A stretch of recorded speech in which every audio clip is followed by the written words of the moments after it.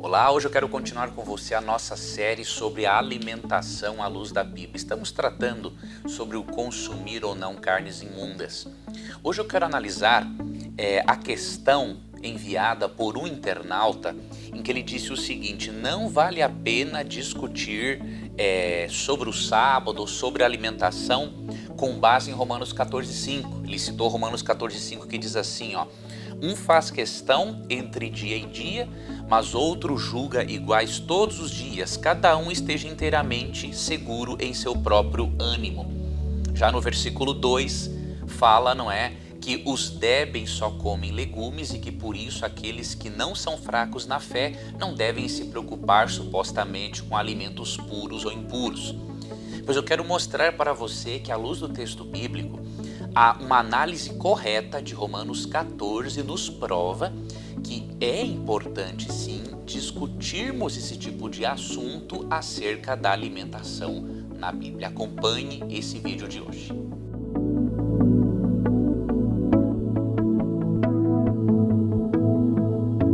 Em primeiro lugar, eu não estou pregando aqui salvação pelo alimento, porque isso não existe. A salvação é um presente de Deus que recebemos unicamente pela fé em Cristo, e nada daquilo que você e eu fazemos ou deixamos de fazer vai nos dar o direito à justificação. A justificação, ou ser declarado justo, é um presente que nos vem por meio da fé, de acordo com Efésios 2, versos 8 e 9. Porém, nós entendemos que Deus tem um estilo de vida ético para o seu povo salvo pela graça, e que esse estilo de vida ético envolve também aquilo que o povo de Deus come. Isso porque, meu amigo que me acompanha, não há separação entre a saúde física e a saúde mental e espiritual. Nós somos seres holísticos. Você com certeza já ouviu falar em medicina holística? E tem que existir uma medicina holística, porque uma medicina que não aborda o ser humano em todos os seus aspectos é totalmente incompleta. Então, se você e eu somos holísticos, é óbvio que aquilo que nós comemos e que ajuda a construir o nosso corpo vai também influenciar na nossa saúde mental, na nossa saúde espiritual.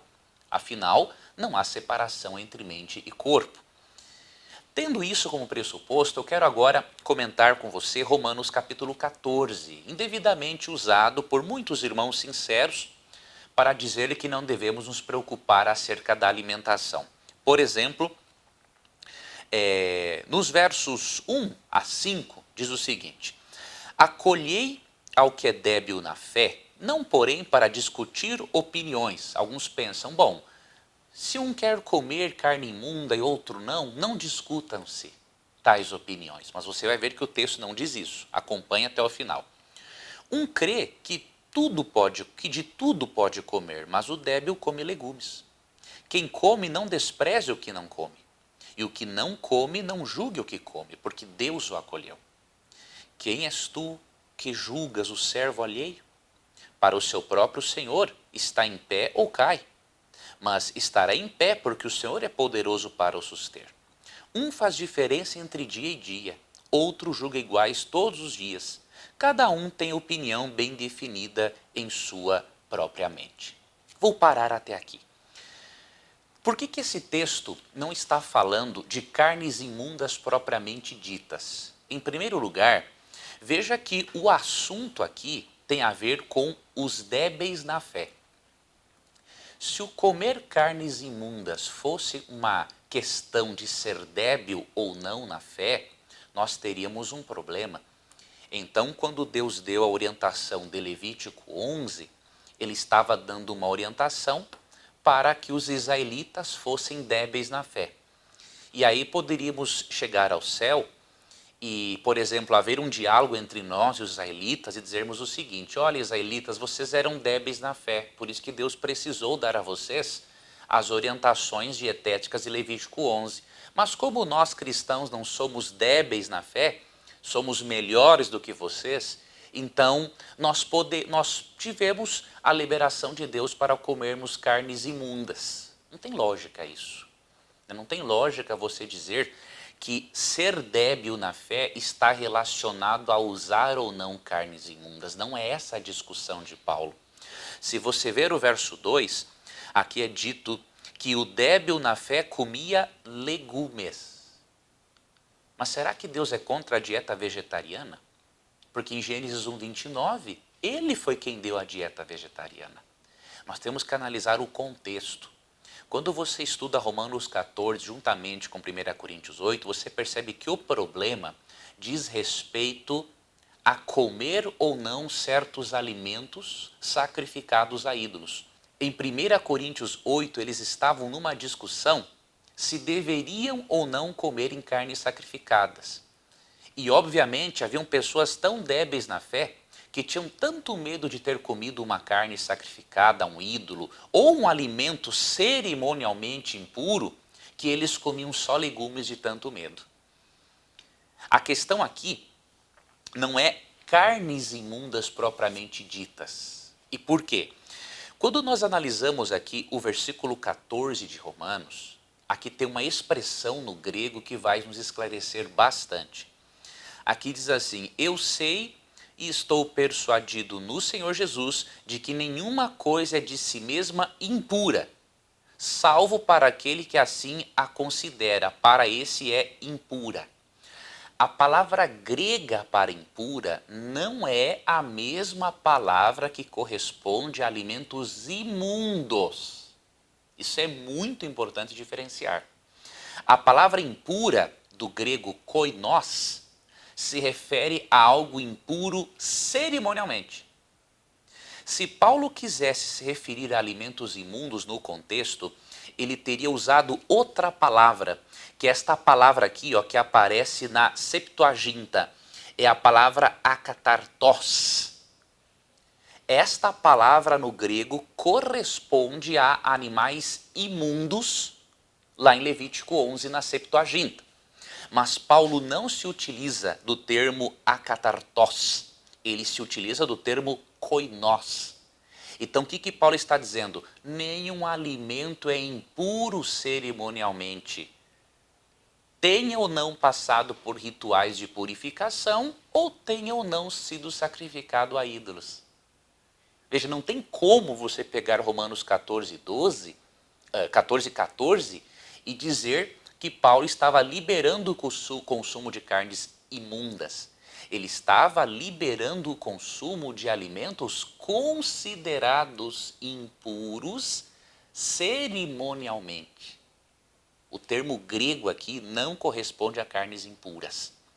Um outro detalhe no verso 17, quando diz assim: porque o reino de Deus não é comida e nem bebida, mas justiça e paz e alegria no Espírito Santo. As palavras gregas correspondentes para comida e bebida são broses e poses. Essas palavras gregas não se referem a comidas propriamente ditas, mas ao ato de comer e beber. Mostrando o que, mais uma vez? Que a questão tem a ver com rituais pelos quais eles consideravam certos alimentos impuros ou não cerimonialmente, por meio de rituais de purificação. Não tem nada a ver com as questões dietéticas de Levítico capítulo 11.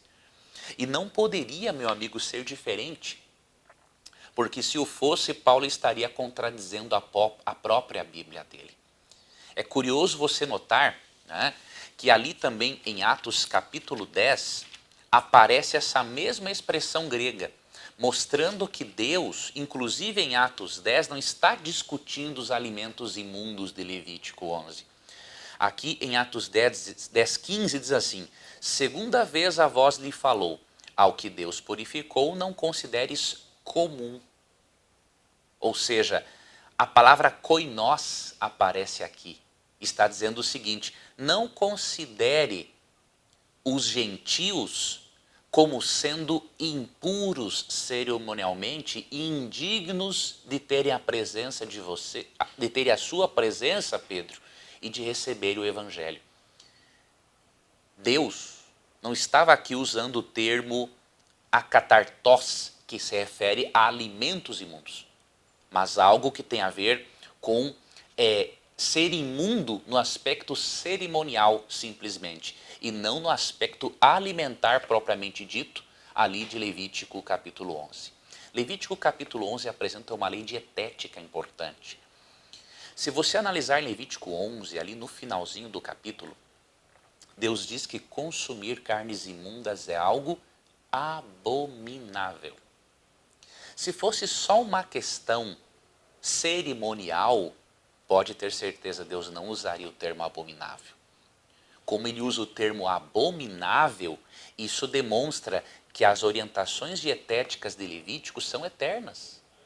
Envolvem questões de saúde, envolve questões, um estilo de vida ético a ser seguido por aqueles filhos de Deus que querem ser separados para Deus.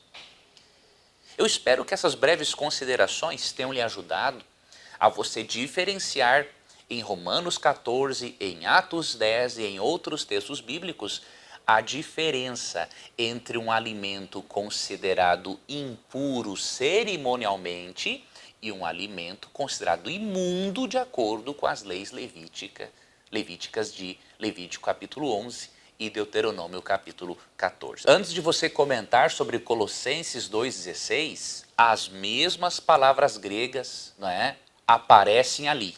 Tá? As palavras broses e poses, que se referem ao ato de comer em aspecto ritualístico e não ao alimento propriamente dito, tá bom? Então, analise com carinho e você vai perceber, não há base no Novo Testamento para abolir aqueles princípios dietéticos ensinados no Antigo Testamento. Afinal, a Bíblia é uma coisa só. Eu vou deixar para você na descrição do vídeo um link onde você poderá ler um artigo bem interessante a respeito deste assunto para você perceber esses termos gregos ali presentes, para você diferenciar quando a Bíblia fala em alimentos considerados puros no aspecto cerimonial, ritualístico, entre aqueles alimentos que a Bíblia não considera puros de forma alguma. Porque recorda você em Levítico 11, Deus considera abominável o ingerir carnes imundas. E, portanto, não é uma questão simplesmente cerimonial. Tá ok? Num outro vídeo eu vou compartilhar com você outros textos bíblicos que mostram, por exemplo, que comer carne de porco irrita a Deus. Você sabia disso? Vou apresentar para você outros 2 textos bíblicos muito importantes para lhe ajudar a compreender esse tema. Tá? Um abração e até o nosso próximo encontro. Você quer estudar a Bíblia, aprender uma metodologia para interpretar o texto bíblico? Eu criei um seminário, o Seminário de Interpretação Bíblica, em que eu ensino o método da leitura atentiva. Você já ouviu falar sobre isso? Pois nessas 4 aulas eu dou dicas muito preciosas para você estudar a Bíblia, a fim de se aproximar ainda mais das verdades libertadoras de Cristo. Aproveite, aqui neste canal esse seminário está disponível para você. Será para mim uma honra lhe ajudar no estudo da Bíblia. Para você aproveitar ao máximo este canal, eu lhe peço 3 coisas. Primeiro, se inscreva. Inscreva-se no canal para você ser notificado. E para você ser realmente notificado, você vai perceber que tem um sininho. Clique nesse sininho e sempre que nós publicarmos algo de diferente, que com certeza será muito relevante para você, você será notificado. E o terceiro pedido que eu faço, compartilhe com as pessoas. Talvez você não tenha tempo para mandar mensagens bíblicas para todas as pessoas que você gostaria. Por que não aproveitar as respostas prontas para você enviar para aquelas pessoas que você quer ver no céu e quer ensinar acerca das verdades bíblicas? Tá ok? Aguardo então a você. Vamos trabalhar juntos. Que Deus te abençoe.